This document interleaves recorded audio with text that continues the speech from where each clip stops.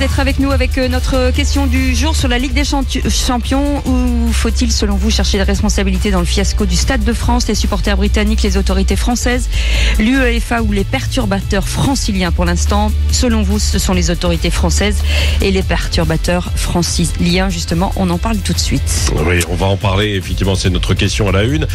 Autre sujet dans l'actualité ce matin, la campagne des législatives, puisque évidemment, c'est dans 15 jours, dans moins de 15 jours précisément. Nous en parlerons avec la porte-parole de La République En Marche qui sera notre invité. Vous savez, les temps de parole sont répartis entre tous les candidats. Bien sûr, Maude Bréjon qui sera avec nous tout à l'heure à 8h15. Et question en fait liée à cette campagne des législatives, hein, Cécile, sur les réseaux sociaux. On vous demande si vous vous sentez concerné par cette campagne des législatives qui démarre aujourd'hui. Vous dites oui à 46% et complètement indifférent à 22% et non à 28%. Voilà, vous êtes...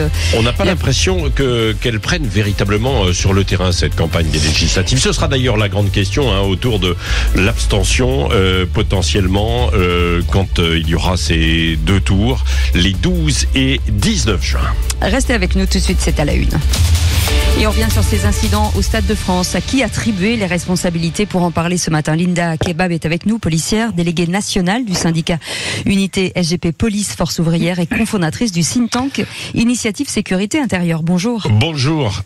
Linda Kebab, merci d'être avec nous. Il y a une réunion qui est prévue ce matin à 11h au ministère des Sports avec la Fédération Française de Football, l'UEFA, le Stade de France, les autorités locales après ces incidents. Quel retour? Évidemment, il y en a eu des premiers samedi soir et puis tout au long de la journée d'hier avec des vidéos, des témoignages aussi de policiers, de supporters qui étaient présents. Quels sont les retours que vous avez eus, vous, depuis maintenant 48 heures, de vos collègues de terrain? Eh bien, écoutez, bonjour déjà. Donc, dès samedi soir, on a eu des premiers témoignages de policiers qui constataient que, en effet, les supporters étaient arrivés en masse. Avec beaucoup de difficultés, grève de RER B en l'occurrence, donc ce qui a engendré évidemment du retard dans l'acheminement des supporters. Et puis on découvre des goulots d'étranglement, une foule agglutinée, des stadiers dépassés, donc un organisateur, l'UEFA, qui a sous-dimensionné son dispositif, et puis l'arrivée massive qui renvoie un petit peu à des souvenirs passés de ces probables dizaines de milliers de spectateurs munis de faux billets. Et donc évidemment tout de suite il y a eu une espèce de chaos technique qui s'est installé.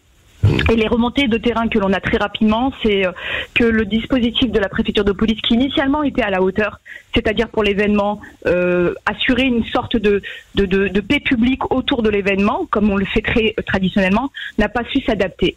Et là où il a manqué de la fluidité de la part de l'organisateur et donc créé un danger pour les spectateurs, d'abord le danger médical, avec les risques pour l'intégrité physique des personnes qui pourraient se retrouver piétinées ou étouffées dans des mouvements de foule. Et puis évidemment, il y a le volet sécuritaire avec l'arrivée de hordes, c'est le mot qui revient, des groupes mal intentionnés, parfois armés de couteaux, qui s'en sont pris immédiatement aux spectateurs et notamment aux supporters étrangers. Oui, c'est ça. Et là, la police ne pouvait pas beaucoup intervenir alors? Parce que on voit des images où les policiers n'interviennent pas et des supporters qui sont pris à partie par des jeunes fauteurs de troubles. Oui, et ça c'est notre première interrogation en tant que syndicat de police, en tant que représentant du personnel sur la voie publique, des policiers qui nous disent très rapidement que le dispositif qui initialement était bien dimensionné, le nombre d'effectifs était suffisant, était approprié dans le cadre d'un événement normal qui se passerait bien, eh bien ne s'est pas adapté. Et en fait la préfecture de police a manqué d'adaptation, de rapidité d'exécution. Et n'a pas été en mesure, en fait, en réalité, de créer de la mobilité chez les effectifs, leur demandant de rester statiques, c'est-à-dire dans un schéma maintien de l'ordre. Et il faut expliquer, en fait, à vos auditeurs que dans le schéma maintien de l'ordre, c'est la loi qui le précise, c'est l'ordre qui permet, c'est l'ordre le commandement qui permet aux agents de se mobiliser et d'agir. Sans ordre, on ne peut pas bouger, on ne peut pas faire d'initiative, on ne peut pas judiciariser l'action. Et donc, du coup, à ce moment-là, les policiers doivent rester statiques Oui. Et la préfecture de police n'a pas su s'adapter. Oui. Et le préfet de police de Paris, Didier Lemand, saisit la justice pour fraude massive. Est-ce que ce n'est pas une façon, en fait, de se détourner de ce qui s'est passé? Certes, il y a eu une fraude massive, mais c'est allé au-delà de ça. Et vous le dites, Linda Kebab, c'est-à-dire qu'il y avait eu, dans un premier temps, des effectifs dimensionnés, sauf qu'il n'y a pas eu d'anticipation par rapport, en fait, à ce goulot d'étranglement lié à la grève du RERB et puis aux fraudeurs qui sont arrivés, quoi. Et des ventes de faux billets qui sont monnaie courante quand il y a ce genre d'événement.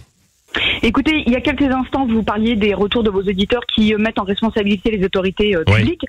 Je pense que les autorités publiques, leur responsabilité, elle est surtout de ne pas s'être assurée en amont que l'organisateur avait bien tout préparé. Oui. C'était bien assuré dans le contexte notamment de grève de RER que le nombre de stadiers serait suffisant, que le nombre de portiques ouvertes serait suffisant et qu'éventuellement les resquilleurs, les détenteurs de faux billets, on a déjà une expérience dans le passé, notamment avec les supporters de Liverpool, que l'organisateur pourrait répondre à ce type de situation.